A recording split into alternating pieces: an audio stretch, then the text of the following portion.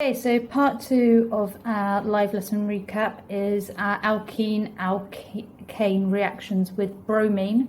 Remember, this is the reaction we use to tell the difference between an alkene and an alkane. So if we're unsure which chemical we've got, we can add bromine water and the result will tell us whether we have an alkane or an alkene in front of us. So first we'll have a look at our alkanes and bromine.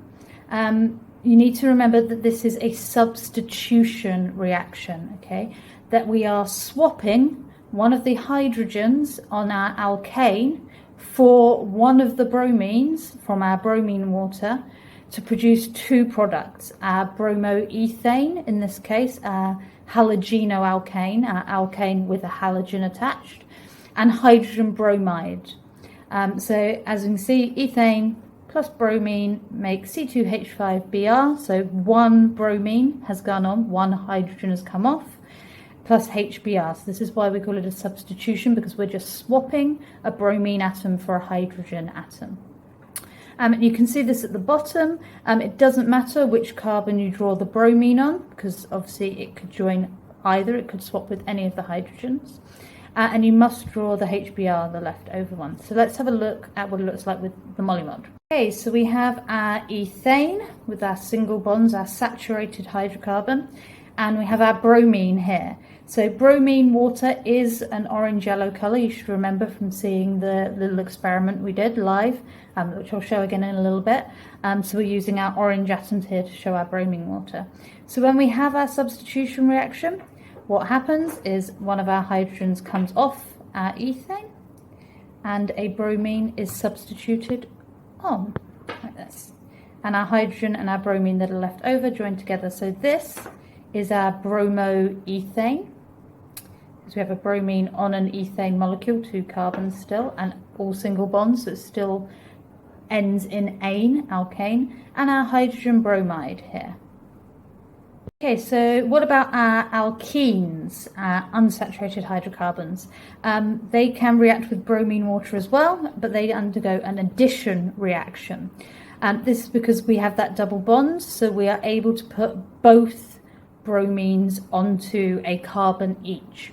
The easy way to spot whether you've had an addition reaction or a substitution reaction, if you haven't spotted the end of the name, or if you haven't worked out if it's an alkane or an alkene yet, is with an addition reaction we only get one product, okay, because we are adding the two things together to make one final product, whereas with the substitution we ended up with two reactants going in, two products coming out.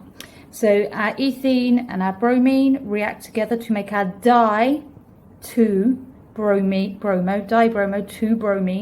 dibromoethane. Note the end becomes an ane because we've lost the double bond now. It is not an alkene anymore because the double bond does not exist anymore. So we would end up with C2H4Br2 and one bromine on each carbon. This looks a little bit more obvious when we show it in the molymod, as you may remember, because there has to be one on each, because when we break this double bond, there will be a space on each carbon. Remember, all carbons have to have 4 bonds. Okay, so we have our ethene, we have our bromine, and this time, remember, we're doing an addition. So we're only going to end up with one product. So our double bond breaks, and now both carbons only have 3 bonds. Okay, so they need something to fill up that gap. We've got rid of our unsaturatedness.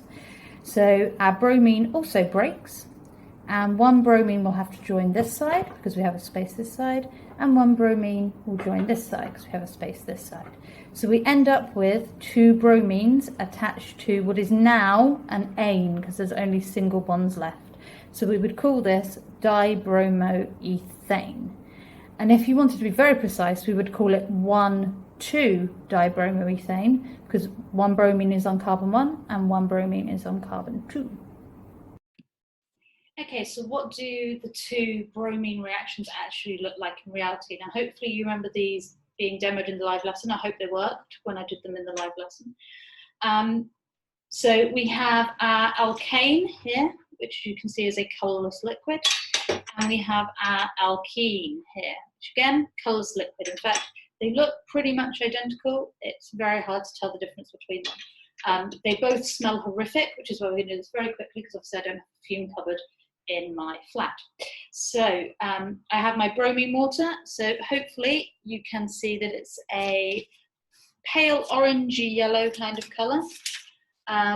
It's pretty much as smelly as the others, so it's kind of a pale orangey colour. And again, don't want it out too long in my room. So initially, when we add our bromine water to our alkane and our alkene, is how we can tell the difference. So if I add some bromine water to my alkane,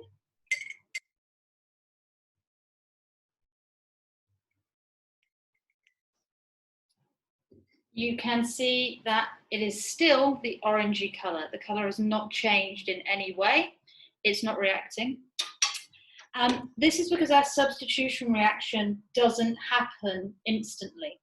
You need to leave an alkane in UV light for a reasonable amount of time to get the substitution to actually react. So if I put this test tube outside in direct sunlight for a while, it would eventually go colourless. But initially, it will stay the orangey colour of the bromine water. Our alkene, however, if we add our bromine water,